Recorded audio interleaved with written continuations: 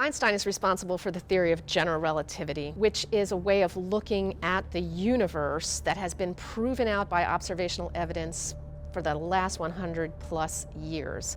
His basic tenet is that mass warps space-time, and that this can be observed, and that as, in particular, massive objects spiral around each other, that they give out gravitational radiation or gravitational waves.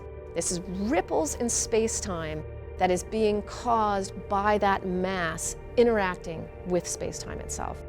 So that leads to a tremendous amount of predictions. In particular, as binaries in-spiral and collide with each other, we would see these waves rise to a peak and then ripple across the universe, and that they could even be detected if we had the right kind of technology to be able to feel or see or hear space-time itself moving.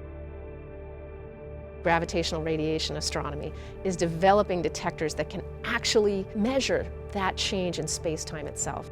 Laser interferometry. This is the best way that we can actually measure this phenomenon.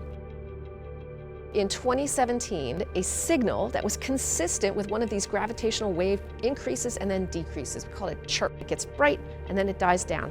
It looked like the prediction. The fact that we saw a gravitational wave signal that was consistent with in-spiraling neutron stars and a kilonova as a result. A kilonova is more energetic than a nova, less energetic than a supernova. At the same time, we saw a short gamma ray burst. That was great news, and it meant that we could take all the telescopes at our disposal and quickly point them at the location of the gamma ray burst. Hubble was called into the chase. Hubble images show us a very interesting galaxy and the location of that kilonova afterglow. So Hubble was able to show us what was happening in that position, tell us how bright it was, and importantly, pinpoint the location. It's telling us where it was happening in the galaxy.